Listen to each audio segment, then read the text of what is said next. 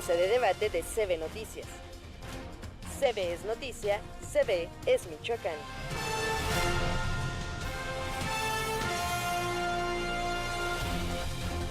8 de la mañana con 29 minutos. Gracias por estar con nosotros aquí de regreso en CB Amanecer. Saúl Mora, abogado, amigo, ¿cómo estás? Buenos días, Saúl. Buen día, Cristian, ¿cómo estás? Me da mucho gusto saludarte a ti, a toda la audiencia, a los trabajadores también ahí de CB Televisión.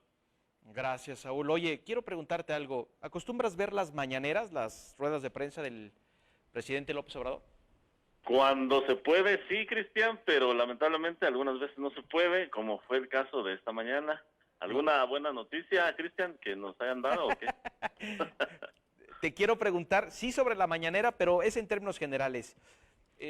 Hoy la ha dedicado al tema de Pemex y de la Secretaría de Energía, y en fin, pero no sé cuántas veces hasta el momento que lo he estado escuchando ha repetido la palabra corrupción. Nos heredaron corrupción, nos heredaron corrupción, nos heredaron corrupción. No lo dudo, ¿eh? Si en Sí. algo se caracterizaron muchos gobiernos de todos los partidos políticos, es porque fueron altamente corruptos. Te quiero preguntar, Saúl, ¿qué opinas tú de esta narrativa de la corrupción heredada? Porque ya va más de un año de gobierno del presidente López Obrador y me gustaría mucho que nos platicaras, ¿tú qué opinas de esta narrativa de la corrupción heredada?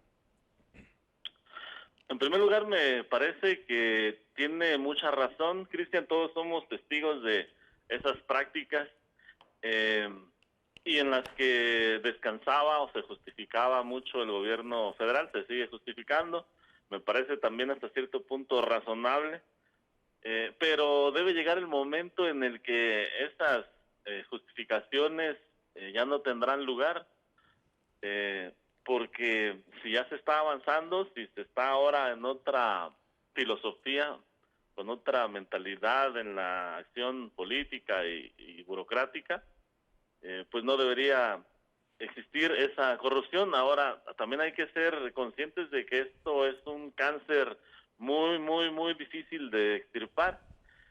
No será nada sencillo, deberá tomar su tiempo, pero debemos los ciudadanos ir ya percibiendo las acciones de la 4T.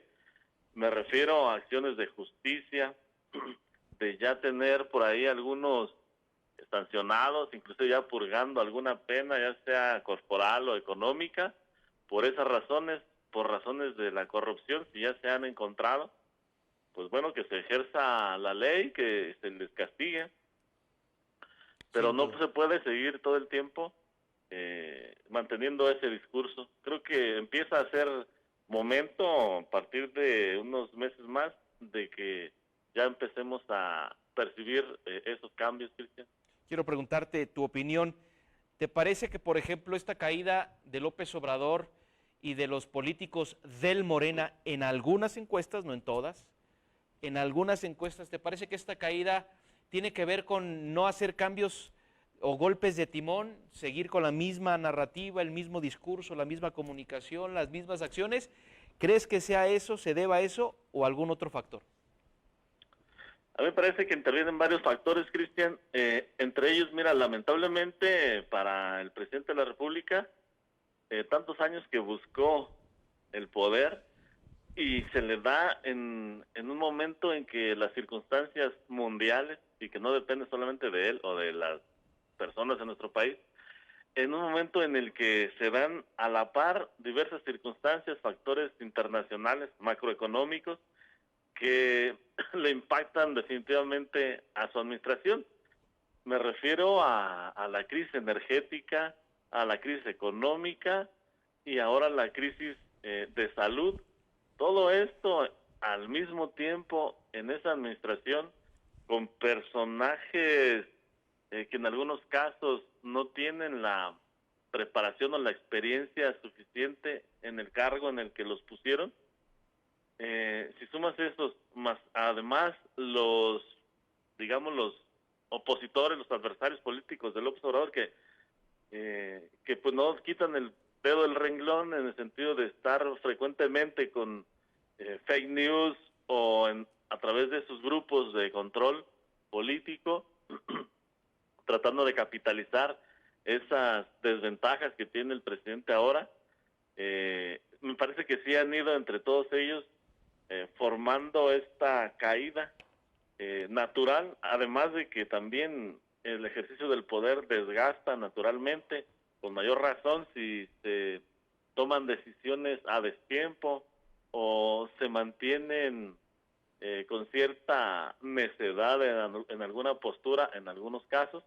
Pues todo ello contribuye a ir a la baja en la percepción, en la simpatía, en la aceptación social en Bien. una administración y en un personaje político, Cristian. Bien, oye, Saúl, tú eres contador, además eres abogado y tienes mucha experiencia en la administración pública, además sabes perfectamente de las leyes de este país. Te quiero preguntar en otro tema. Nos trasladamos a Michoacán. Este 60% de incremento salarial, homologación salarial que se le dio a los trabajadores de salud aquí en Michoacán, ¿qué opinas de esa parte del gremio sindical? ¿Este dinero era necesario, era indispensable, era una obligación jurídica o legal? ¿Qué opinas tú de este tema? Primero, Cristian, agradecerte tus palabras hacia mi persona, en realidad inmerecidas, pero muchas gracias por ello. En cuanto al tema del incremento salarial al personal médico y enfermero, en general del sector salud, también a aquellos técnicos y otro tipo de personal que están enfrentando actualmente la pandemia, me da mucho gusto, sinceramente, esa noticia, me alegro mucho por ellos, porque se lo merecen, sobre todo en estas circunstancias. Ojalá que se les pudiera incrementar el sueldo no solamente a ellos, sino a todos los demás trabajadores de ese sector, de otros sectores burocráticos y en general de toda la población trabajadora. Es justo nivelar los sueldos, es un acto de justicia.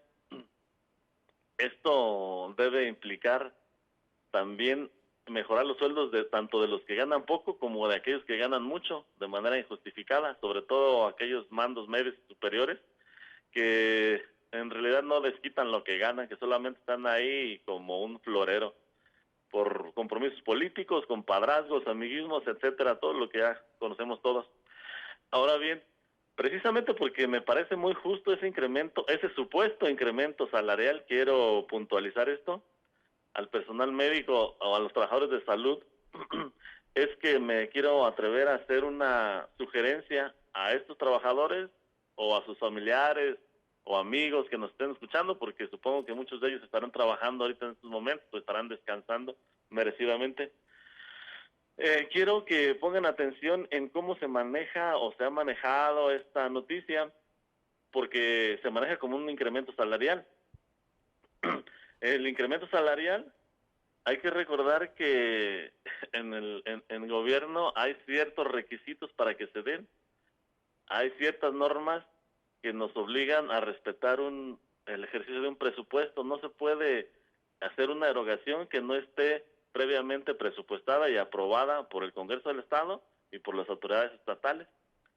Entonces, este incremento, ojalá que se dé así, que se refleje, y si no es así, que lo exijan los trabajadores del sector salud, que se aseguren de que esté autorizado, porque hay que recordar que, como decía, estos sueldos se manejan a través de un tabulador de sueldos, el que tiene que ser previamente autorizado, aprobado y publicado en el periódico oficial del Estado para que surta efectos ante terceros, se considere obligatorio, porque si no, estaremos hablando nada más de un incremento de, en cierta forma, a ciertas percepciones, a manera de bono, y estos son temporales.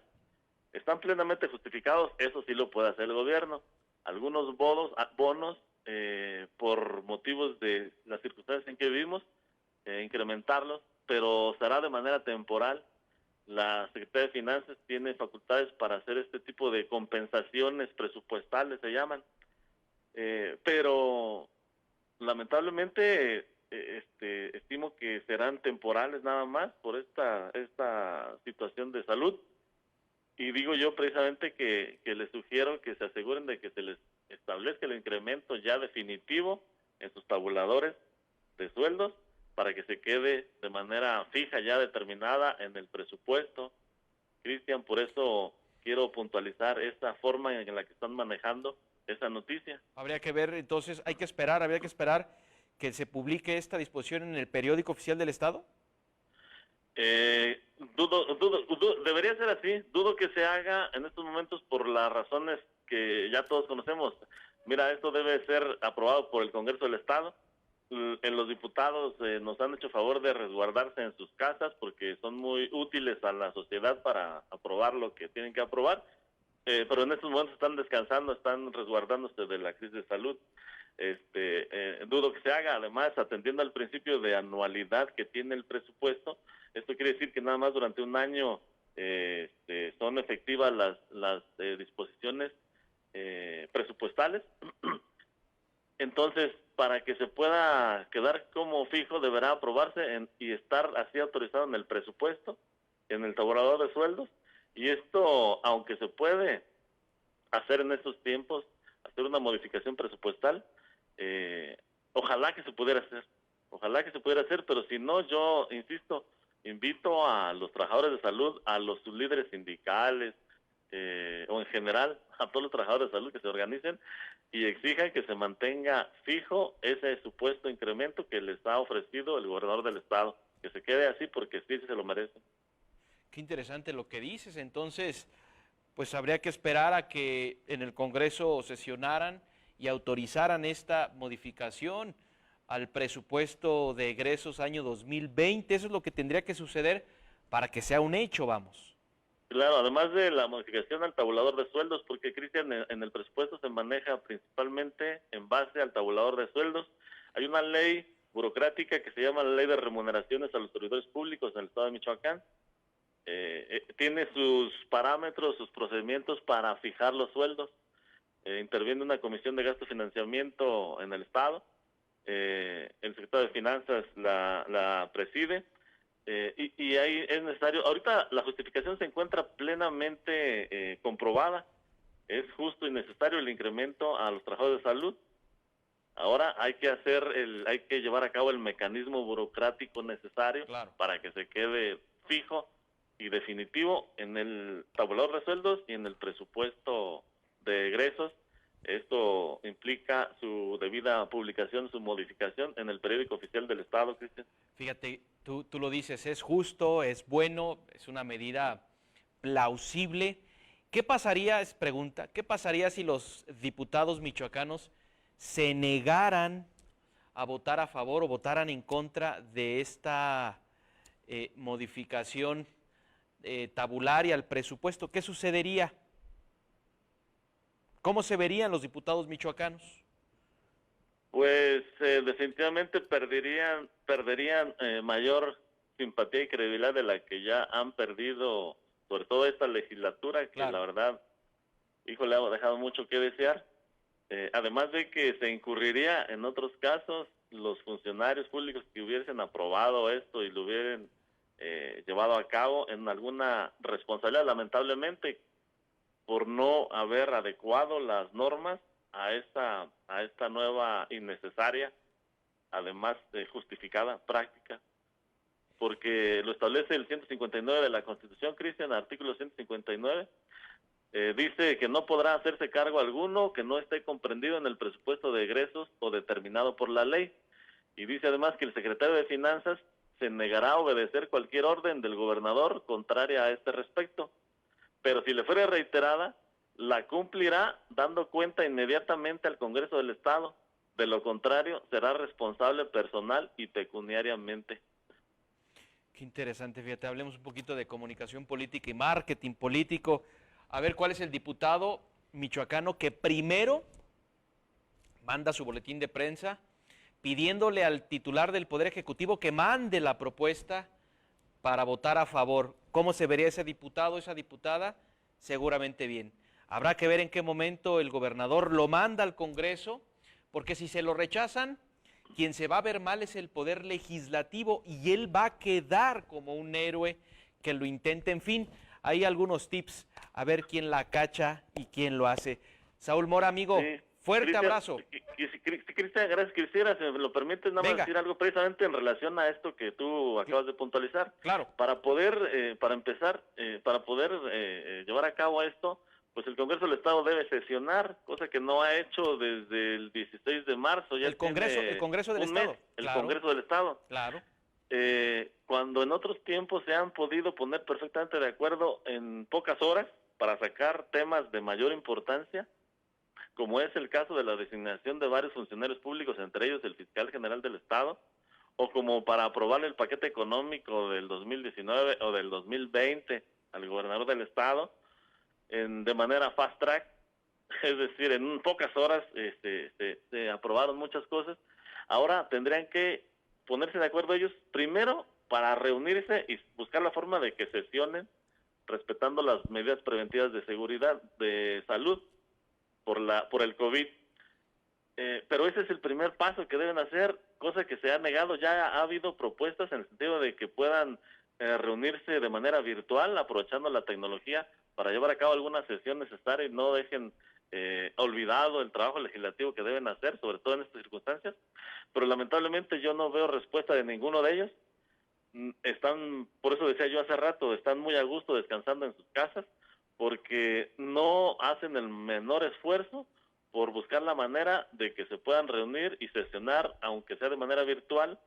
Claro, deberán, por ahí alguien decía que deben modificar la ley. Yo creo que en estos momentos basta con determinar, emitir un acuerdo administrativo entre ellos para llevar a cabo esas sesiones, porque están justificadas dadas las circunstancias. Entonces es el primer paso que deben ellos cumplir, rebasar, lograr, el ponerse de acuerdo en la manera en que deban sesionar para poder llevar a cabo el segundo paso, que es legislar sobre lo que se ocupe. Increíble, increíble. La gente que tiene necesidad en las calles, jugándose, dicen allá en la Liga Municipal, rifándose el físico para poder sobrevivir. El diputado que gana 450,000 pesos al mes, tampoco lo dejemos de lado, es ser humano y tiene miedo por el COVID-19, Saúl. Lamentablemente es así, como ellos tienen su sueldo seguro, pues no tienen necesidad de salir a las calles a rifarse el pellejo, como tú bien dices. Sin duda. Contrario a lo que muchos trabajadores que no tienen ni siquiera un peso asegurado al día, tienen que salir a rifarse. Y luego estamos criticando que por qué anda gente en la calle, eso sí, que por qué andan en la calle, desatienden las medidas preventivas de salud. Los diputados salen a decir, quédense en casa, quédense en... ¿Los diputados? Increíble, bueno. Y sus asesores... De risa, para Ripley, Cristian. Saúl, te mandamos un abrazo, amigo, cuídate. Igualmente, Cristian, un saludo para todos. Bueno. Hasta luego. No me pongan a Saúl risueño el niño y le hacen cosquillas, caray. Vamos a una pausa ya mejor. Regresamos.